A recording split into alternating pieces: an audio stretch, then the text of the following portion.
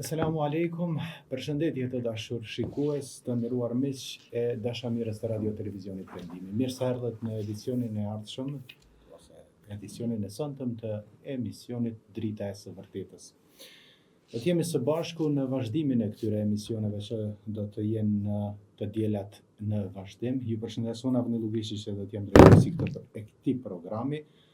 Dhe në emrin tim dhe në emër të stafit të radio televizionit Perëndimi, padyshim bëjmë një falënderim shumë të veçantë për provën e nderuar Shpejtim Hyseinin, i cili ishte drejtuesi i këtij programi deri më tani. Ndërsa këto e tutje do të jemi së bashku me shpresë e besim që do të mundohemi t'ia japim hakun këtij programi, këtij emisioni, të cilin e realizojmë së bashku me hoxhën e nderuar Fadil Musliu, të cilin edhe sonte e kemi në studio dhe e përshëndesim me selamu aleikum, i dëshiroj mirëseardhje. Aleikum salam, Allah mirë se gjeta, faleminderit, Allah është përbleft. Allah është përbleft për praninë tuaj. Miq të dashur, shikues të nderuar, do të jemi në pjesën e parë të programit me trajtimin e temës që do ta bëj hoxha i nderuar Fadil Musliu. Tema do të jetë rruga më e shkurtër për në xhenet. Inshallah do Allahu e gjejmë rrugën më të shkurtër për në xhenet, i dashur hoxh. Me shumë kënaqësi, besoj edhe me shumë kuriozitet edhe dëgjuesit do ta dëgjojmë pjesën e parë të ligjërimit. Në rregull. Bismillahirrahmanirrahim. Alhamdulillahi rabbil alamin. Wa sallallahu wa sallam wa baraka ala nabiyyina Muhammedin wa ala alihi wa sahbihi ajma'in. Fillimisht Allahun e madhruar e falenderojmë, vetëm atij mbështetemi dhe vetëm prej tij ndihmë dhe falje kërkojmë. Paqja, mëshira, bekimet dhe lavdatat e Allahut qofshin për pejgamberin alayhi salatu wassalam, për familjen e tij, për shokët e tij dhe për të gjithë ata besimtar musliman që pasojnë rrugën e tij deri në ditën e gjykimit. Meqense kemi një ndarje të shkurtër me shpejtimin, sepse ndarja vërtet është ajo ndarje kur njeriu ka lënë botën tjetër. Mirëpo kemi një, domethënë, ndarje të rrugëve, shpejtimi ka dhënë një kontribut për një kohë gjatë këtu në emision me mua së bashku dhe me xhallarët e tjerë, dhe në mënyrë të profesionale ka drejtuar emisionin dhe për arsyet e tij ai tash e vazhdon rrugtimin tjetër ku edhe është mësimdhënës në shkollën Ismail Qemali, ndërsa sonte po startojmë me ju e vllabni, inshallah kemi sukses së bashku aq sa ka caktuar Allahu Teala. Dhe në këtë rrugtim që po bëhen gati 20 vite që jemi së bashku, unë kam pas disa moderatorë të ndryshëm, por në përgjithësi të gjithë, kështu pa bo dallime, të gjithë të mirë, të gjithë kanë qenë në nivelin profesional të përkatitur dhe me gjithë kemi kalu mirë, alhamdulillah.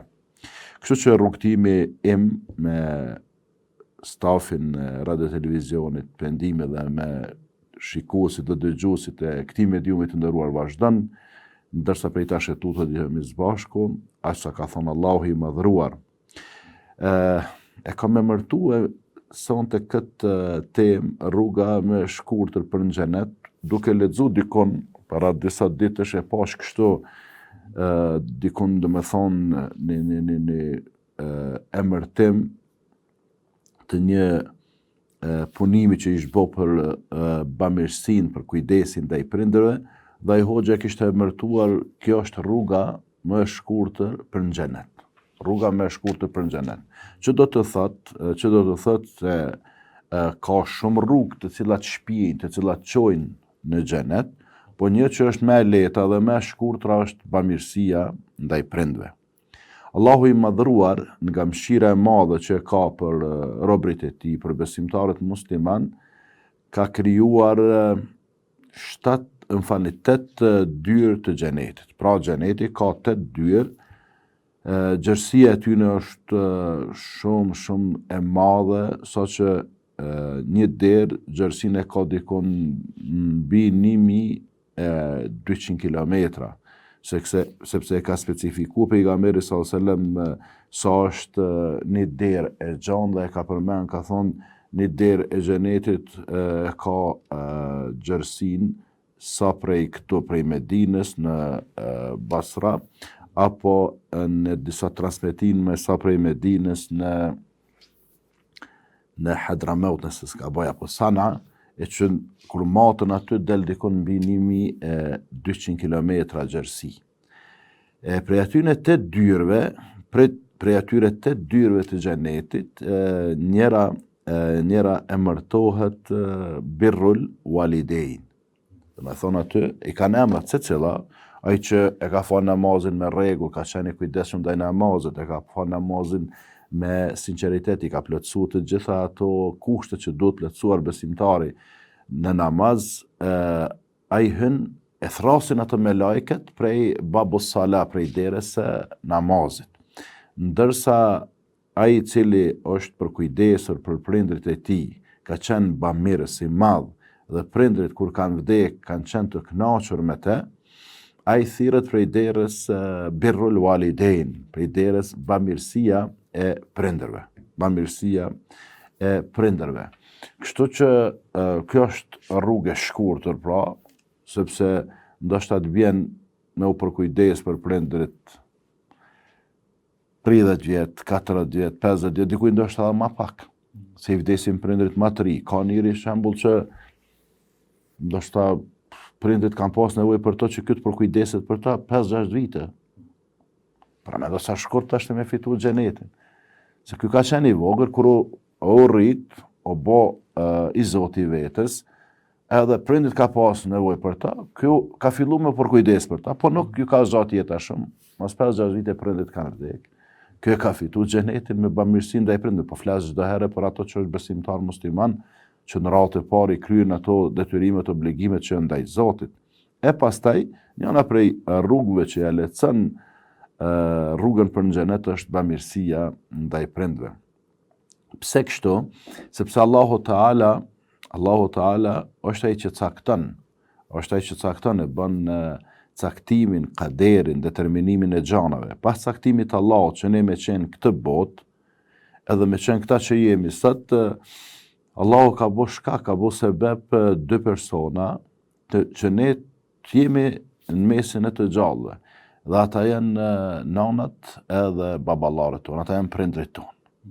Pra, shkak, sebeb i ardhes sonë, jetën e kësaj bote, kush janë prindrit tonë. Dhe janë ata njerëzit më meritor për neve dhe për të gjitha të arriturat që ne i kemi në jetën e kësaj bote. Sa do pak që arrin njeriu në jetën e kësaj bote, ajo hisja kryesore apo ai shpërblimi kryesor ju takon prindëve të cilët e kanë lind, janë përkujdes për fëmijën e tyre, e kanë edukue, e kanë mësue, e kanë shkollue, i kanë dhënë një edukat, i kanë dhënë një kulturë të përgjithshme, dhe sot secili ka arrit aty ku është. Dhe Allahu i madhëruar ka fillu prej vetes së vet. Ka bo urdhër të prerë që vetëm Allahun ta adhurojmë, të mos i bojmë shok atij, duke thënë wa qada rabbuka alla ta'budu illa iyyah. Allahu ka bërë caktim, ka bërë qada, ka bërë caktim, ka bërë urdhër që mos ta adhurojmë askënd përveç tij. Të mos e adhurojmë askënd përveç tij. Pastaj Allahu çka po thotë, wa bil walidaini ihsana, e pas adhurimit të Zotit, adhurimi i pastër, adhurimi i sinqert, që nuk i bojmë shok Zotit në punë tona, nuk i bojmë hipokrizi, nuk i bojmë syfaqësi në veprat në punët tona. Pas kësaj menjëherë Allahu, menjëherë pas vetes së tij, çka ka dhënë urdhër dhe me prindrit tuaj silluni mirë. Wa bil walidaini ihsana, do me thonë me bo me prindrit çdo sjellje që ata janë të kënaqur me të. Pra, çdo fjalë jone që flitet me i kënaq prindrit. Çdo gest yni me i kënaq prindrit. Çdo vepër, çdo punë jonja me i kënaq prindrit. Me një fjalë, gjatë gjithë jetës sa jemi me ta, ato veprimet që ne i bojmë, qofshin fjalë, apo qofshin vepra, apo qofshin gjeste, ato janë çka që i kënaqin prindrit tonë. Dhe Allahu Teala na tregon edhe thot edhe kur të flisni me ta, wa qul lahuma qawlan karima, dhe kur të flasësh me ta, kur bashkë bisedosh me ta, atyre thuju fjalë mirësie apo fjalë fisnike, fjalë bamirësie, fjalë të cilat i kënaqin prindrit. Pra fjalë qaulën kerima këtu me përkthyje kish me ira kështu që me fol fjalë me të cilat ti bën të lumtur ata. Me fol fjalë që ata me u kënaq me ato fjalë të cilat ti flet. Dhe çdo njëri prej fëmijëve, vajza apo djalë qoftë, e din se cilat janë fjalët të cilat i gëzojnë prindrit, cilat janë fjalët me të cilat i kënaqin prindrit ton, apo me të cilat fusim gëzimin, lumturinë në zemrat e tyre. Dhe bamirësia ndaj prindve është njëna prej veprave më të dashura tek Allahu te bareke wa taala. Sepse siç e tregon pejgamberi alayhi salatu wassalam, ka shkue një njeri te pejgamberi alayhi salatu wassalam dhe i ka thonë: "O i dërguari i Allahut, cila punë është më e dashur te Allahu?" E pejgamberi alayhi salatu wassalam, me qënë se ky ishte besimtar musliman, e besonte Allahun edhe pejgamberin e tij, i tha: "As-salatu ala waqtiha." Puna më e dashur tek Allahu është namazin në kohën e tij të duhur. Pyetësi e pyeti: "Thumma ay?" E pastaj, pas namazit në kohën e tij të caktuar, pastaj tha pejgamberi sallallahu alajhi wasallam: "Birrul walidain." Pastaj tha është bamirësia ndaj prindve. Që do të thotë nuk përmendit dikon prej krijesave, as me lajke, as gjin apo njerëz, nuk përmendit dikon përveç se prindrit. Pra, kur jemi tek prindrit, të dy prindrit e meritojnë atë bamirësinë, sjelljen e mirë, fjalët e mira, fjalët e buta, fjalët e ëmbla, po në veçanti për shkak të sakrificave të një pasnishme që i ka pas nana meriton një respekt të veçantë, një respekt që as se meriton baba, as gjysha, as vllau, as motra, as djali, as vajza, as nipi, as mbesa. Për ata kur shkoi njëri prej sahabëve, shokëve të pejgamberit sallallahu alaihi wasallam dhe i tha: "Ja Rasulallah, men ahaqqu an-nasi bi husni sahabati?" O i dërguari Allahut, kush e meriton prej njerëzve që unë të sillem me to mas miri, ta shoqëroj ato, të jemi kujdesshëm, të jem bamirës me një fjalë ndaj tij? Pejgamberi sallallahu alaihi wasallam i tha: "Nana jote." Ky e pyeti prapë, tha i dërguari Allahut, e pas nanës tha nana jote. E pastaj tha nana jote, e pastaj tha baba jot. Do të thonë 3 herë përmendi radha Z pejgamberi sallallahu alaihi wasallam, nanën pastaj babën. Nga metoda edukative, nga metoda stimuluese, nxitse për punë të mira, pejgamberi sallallahu alaihi wasallam kur ka qenë diçka e rëndësishme që duhet me ngulit njeriu në kokë, e ka përmend 2 ose 3 herë. 2 deri në 3 herë, që do të thotë me i dhon vëmendje, me i dhon përkushtim ato që e ka përmend që është e rëndësishme. Në këtë rast 3 herë e ka përmend nanën, e pastaj babën. Shumë kush na pyesin si ka mundësi nanën 3 herë, apo si janë cilat janë arsyet pse është dallu nana kaq shumë prej babës.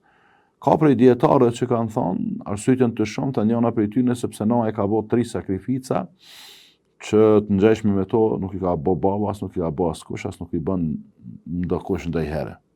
E para prej tyre është shtatzania, që minimumi dikon 9 muaj nana e bart në mitrën e saj foshnjen, edhe krejt bëhet një ndryshim i organizmit, sepse tash paramendoje një organizm tjetër në organizmin e nanës, apo një trup tjetër në trupin e nanës, edhe disa prej nanave kanë shumë vështërsi, kanë peripetitë ndryshme gjatë shtatzanisë, disa e kanë ma lehtë, po të gjitha e kanë një ndryshim të papar. E kjo është hera e parë që nana e bën një sakrificë që nuk e bën baba. Hera e dytë është nana e bën lindjen. Nana e bën lindjen, ndërsa baba nuk lind. Baba nuk lind, edhe nuk ka kurfar vështërësisë për me sjell fëmijën në jetë. Saqë disa prej mjekëve bashkore kanë përmend se dhimbjet e nanës që lind me lindje normale, janë të barabarta me thyrjen e 25 eshnave të trupit. Do me thonë, si me i thyje 25 herë, do me thonë këto gjymtyrë të trupit, si me i thyje 25 herë eshtat parapërsisht, ashtu e kanë përmend. Janë, do me thonë, dhimbje që ndoshta burrat se kishin paramendua apo se kishin pranuar me i dëru ato dhimbje për me sjell një fëmijë, për me sjell një foshnjë një jetë, ndërsa nonat e bojnë ato me krenari dhe me kënaqësi, saqë ka dhe nona që rrezikojnë edhe jetën e tyre, vetëm çka që ta sjell fëmijën në jetën e kësaj bote. Dhe e treta, për sakrificave që nona e bën e baba nuk e ka bërë dot, as nuk e bën asnjëherë, është gjithonja, që japin gjithë fëmijët një kohë gjatë, të dikun, ashtu që përmend Kurani, është mirë me i ushqy me gji, apo me i dhënë gji me kanë nana gjithon se të dikun për afër 2 vite. Për afër 2 vite, nana është mirë me qenë gjithon, se po edhe nëse nuk është 2 vite, një vit është gjithon, se sigurisht edhe gjithonja i ka ato komplikimet, i ka ato lodhet, i ka ato shqetësimet e veta, dhe nana e bën, e pastaj edhe pastrimi dhe për kujdesja e fëmijë, po këto e bojnë edhe disa prej baballarëve. Për ata nana është përmend 3 herë, ndërsa baba është përmend 1 herë, sepse baba çka e siguron ushqimin, pijet, veshmbathjen, vendbanimin, kur mi mbi kokë gjithëmi, ne i siguron ato gjonat elementare, mirë po këto vështërsit, apo këto vujtje, këto mundime që i përjeton nana, baba nuk i përjeton asnjëherë. Tjetra që është një rëndësi të veçantë me ditë, është se ne si besimtar musliman i kemi 2 lloj obligimesh, apo i kemi 2 mënyra të bamirësisë ndaj prindve.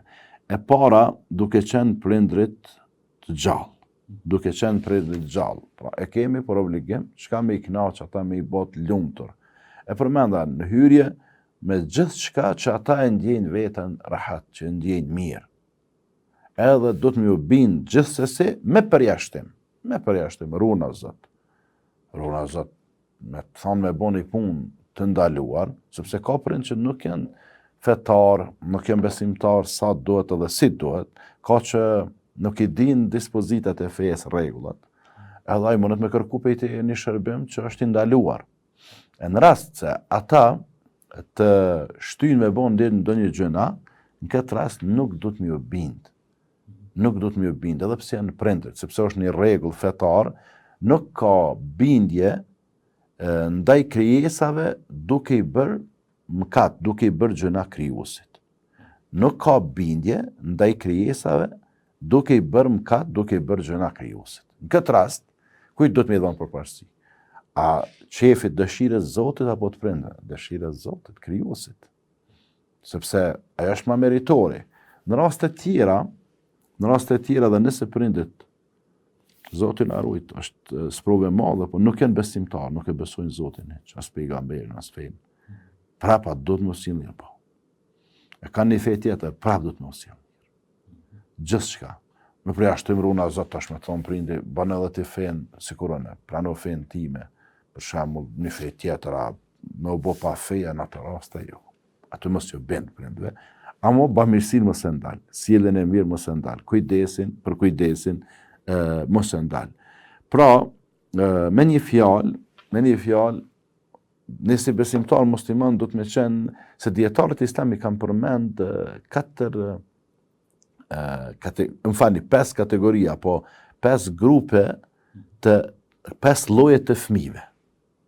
5 lloje të fëmijëve.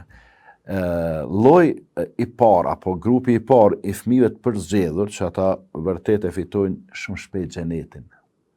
Ajo rruga për në xhenet për ta është e shtruar. Këtë gati e kanë. Pse? Ata janë besimtarë të mirë, Mirë po çka ata i kryjnë dëshirat e prindërve pa kërku prindrit fare. Të dikush që shka mundësi. Po se cili prej neshe din çfarë dëshirash ka nana. Se cili prej neshe din çfarë dëshirash ka baba. Edhe tash, nana ka dëshirë, po e zom e ka një motër, dikun një qytet apo një fshat e largë, ama ka dëshirë një herë në mujt me shkua. Edhe te e shef që ka fillu mu afru muj, ose ende së është bo muj, çka pe pyet apo ke dëshirë? Te e din që ajo knatësinë e madhe për e tënë, se qatë motër e ka, ose e ka vesh një vlla, tjetë kanë vdek, kanë ndru jetë. Edhe tash në 2 javë, në 3 javë, e ka qef me shku, se ka shku në vazhdimsi. Ti parë koha, për mu plëcu ato ditët, bënja një befasi, merre, përkatite, veshe, merre me makine edhe, ose me autobus, ose me qka do qoftë në një vetë udhëtimit, edhe qaj atje. Ky tjetër e din që baba ka shef për shembull për bajram, çdo bajram, 2 bajrama në vit, me ble ka një pal rroba. Një pal rroba sot mesatare i blen edhe me 80 euro, maksimumi 100. A nuk me meritoj ka baba 2 herë në vit një ble ka një pal rroba, ose edhe ma shumë, edhe pse prindit nuk kërkojnë shumë për i fëmijëve. Është interesant, sa do që jenë bujar të gjymer prindrit me parën e vetë, me parën e fëmijëve janë ma kopraca. E ruajnë shumë judhimësit parja. Po ti heq, ti e din vetë që babi vetë edhe kur ka qenë ma i ri, gjithmonë e ka pas 2 herë, 3 herë vetë me ndru rrobat. Ti e merë do me thonë babën e qenë atë venin ku vishesh vetë, edhe e vesh që shdojtë, se gjithmonë paramendaje që ka me arë momenti që ti ki qef me qua, mu baba nuk vjen. E dim se ka ndru jetë. E din sa tjetë pikë, ty kjo, pse nuk e ke bo këto ti. Tjetëri, e din që baba i tina 2 herë në vjetë, 3 herë në vjetë, ka qef i ka dëshok të luftës 2 botnora, i ka dëshok të shkollës, apo të ushtrisë, apo tash disa që janë plak edhe shok të luftës së fundit. Se disa që janë prej veteranëve të luftës i kanë bo ka 70, ka ku dy nësa i kanë bo tash. E ti e din që ai ka qef ka 2-3 herë në vit me i vizitua. Ose ka ndonjë për qefi, ka një shok të zemrës. Ti po një befasi merre që të nkerë dhe imë si të veç i thu po shkojmë atje. Ti koordinoje me ato shokun e babës, a është i disponum për me shkue, a është të pe edhe qaje, gzaje. Ose ti e din se baba ka qef këto lloj pemëve, ose perime, ose nana, ose të që ka nevoj me pyet, atë vlej një molla, një dardha, një banana. Ti e din që i hanë bananat. Edhe shumica e plezë i hanë bananat. Që ka nevoj me pyet ti çdo herë, gëzaj me diçka. Qoftë edhe pak, s'ka nevoj 10 copa, 20 copa, me 2 copa, me 3 copa. Po, diçka simbolike, thjesht. Pra, çka do që i knaq prindrit? E pe kërku ata ato, ti realizon, ti jenë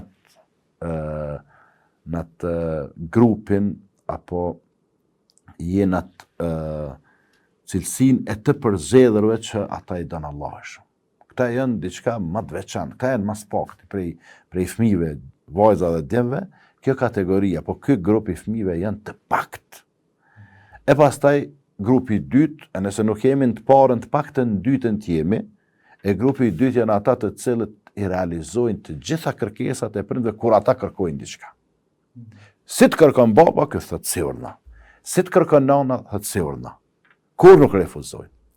A mo pa i kërku nana e baba, këtë nuk i bën të lumtur, apo nuk bën një hap vetë vullnetarisht. Vullnetarisht jo, veç detyrimisht. Se normal kur të kërkon prindi, atëherë është detyrim, është obligim me realizu kërkeset. Pastaj grupi i tretë, edhe këta i kryjnë dhe të shirat e prindve, i knaqin, po këta janë këta përtacët, këta dembelet.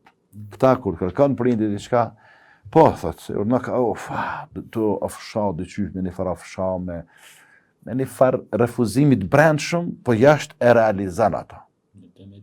Po, përtacë është, e du me pas kujdes se Allahu te bareke wa taala thotë, edhe prindve, kur ata kanë do një kërkes, do një dëshirë, kur t'jo bën do një shërbim, mos ju thuj as uf, do me thonë që thejme uf.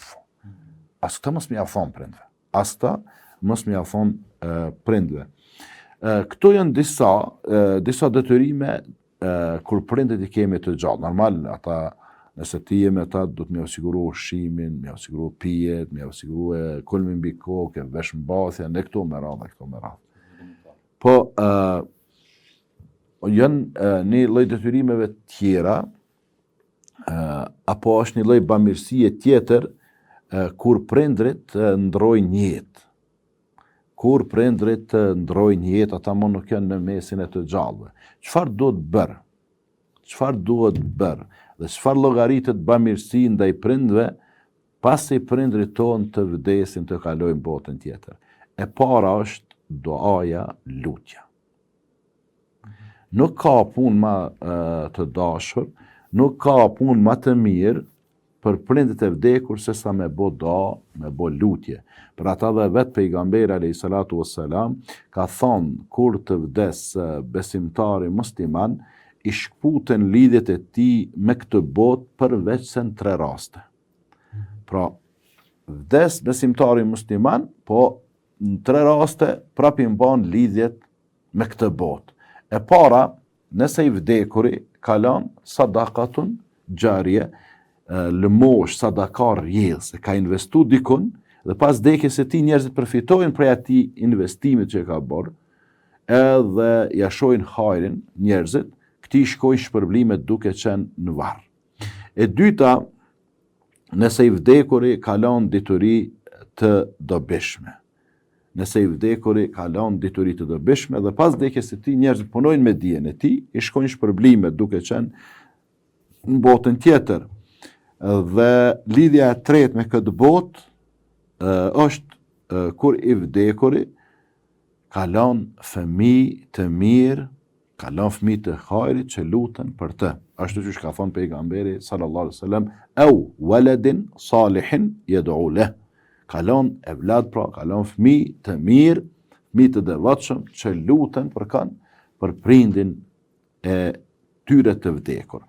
Pra, puna e parë e bamirësisë ndaj prindve të vdekur është çka? Me bo dua, me bo lutje për ta. Qysh ka thonë Allah, dhe thuaj, o Zot, mëshiroj ata ashtu siç më mëshiruan, ashtu siç më edukuan ata mua. Lutë Allahun për mëshirë. Tjetra, prej punëve të mira për prindit e vdekur është istighfari, me kërku falje. Pra me kërku, o Allah, fali. O Allah, fali. Sepse të gjithë ne, edhe prindit tonë, edhe ne, edhe të tjerët, kemi mëkate, kemi gabime, andaj kemi nevojë për mëshirën e Zotit, kemi nevojë për faljen e Zotit, kështu që me pas kujdes, mos me kërku falje vetëm për vetveten, por me kërku falje edhe për prindit. E treta, me i krye disa detyrime materiale për prindit e vdekun, më mira kish me qenë këtë drejtim, çka? Sadakaja lëmosha, me dhon sadak, me dhon lëmosh për prindrit tonë të vdekur. Po jep diçka, qoftë ajo pare kesh, qoftë ajo ushqim, apo veshmbathje, apo diçka kontribon në bamirësi, po atë kontribut nuk ja dedikon vetes, po ja dedikon prindve të vdekur. Një gjë duhet me pas parasysh, ne si besimtar musliman.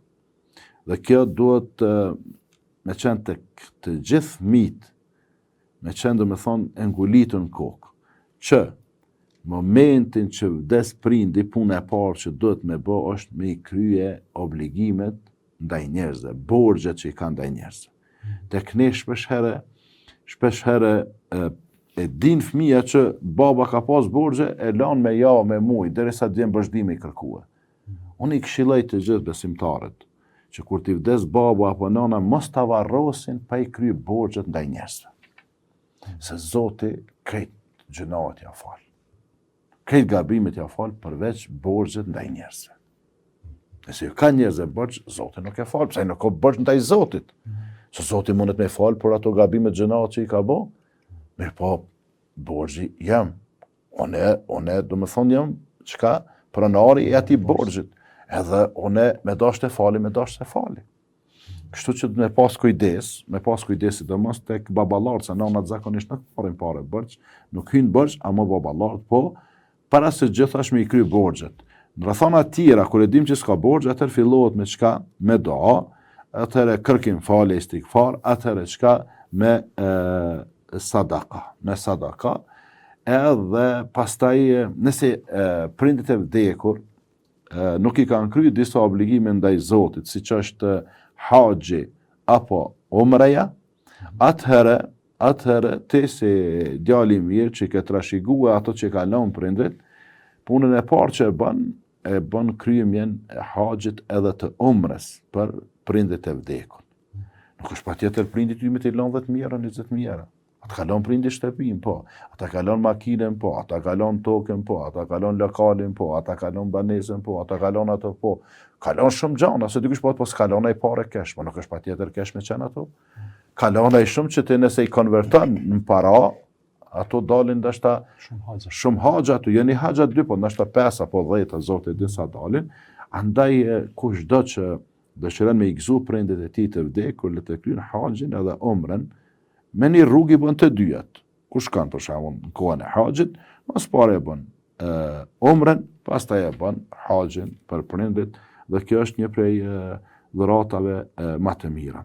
Do të më pas parasysh edhe një përmbyllje që me urujt prej gabimeve, prej gjunave, dhe mos me u bona shkaktar që njerëzit me na mallkue, neve apo prindrit ton, edhe me pas kujdes çka po flasim, çka po bëjmë, e mos me na i sha, me na ofendu dikush prindit e vdekur, sepse dikush me sjelljet e veta, me gjestet e veta, bëhet shkaktar që me i sha prindit e vet. Ai vet nuk i shan, po i shan dikush tjetër, për shkak të sjelljeve jo të mira.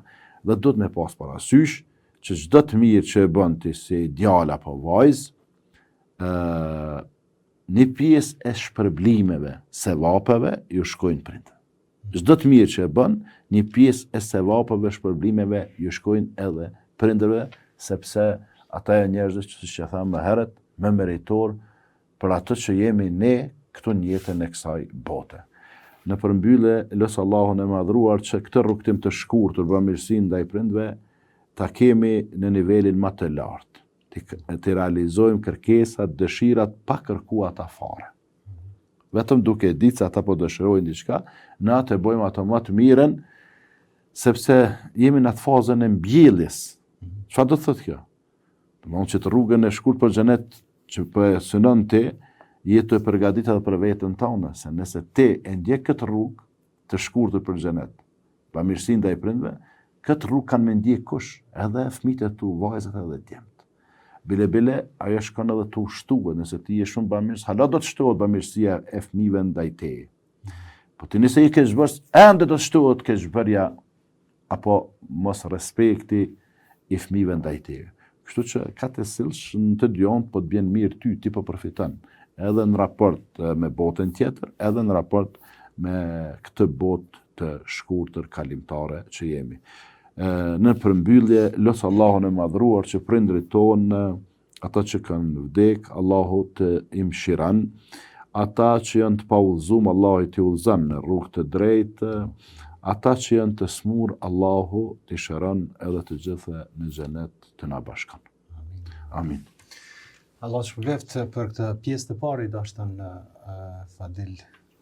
Fadil Musliu. Të dashur miq të nderuar shikuese, dëgjues të radio televizionit Pendimi, do ta bëjmë një pauzë fare të shkurtër për të rikthyer më pas tek pjesa e pyetje-përgjigjeve tuaja, pjesë e cila do të vijë për pak çaste, dhe sigurisht pyetjet tuaja do të keni mundësi t'i drejtoni duke na kontaktuar në +383 45 471 848 është numri i telefonit nëpërmes Viber që mirëpret thirrjet e juaja, njëkohësisht edhe SMS porosit. Po ashtu tek rubrika dërgo mesazh në web faqen e Radio Televizionit Pendimi mund të shkruani pyetje konkrete. Mundësisht do të ishte më mirë të konkretizojmë në temën që po e trajtojmë sot, por edhe për pyetjet e tjera do të përpiqemi që së bashku pas pak çastesh t'u japim përgjigje. Rikthehemi pas pak çastesh.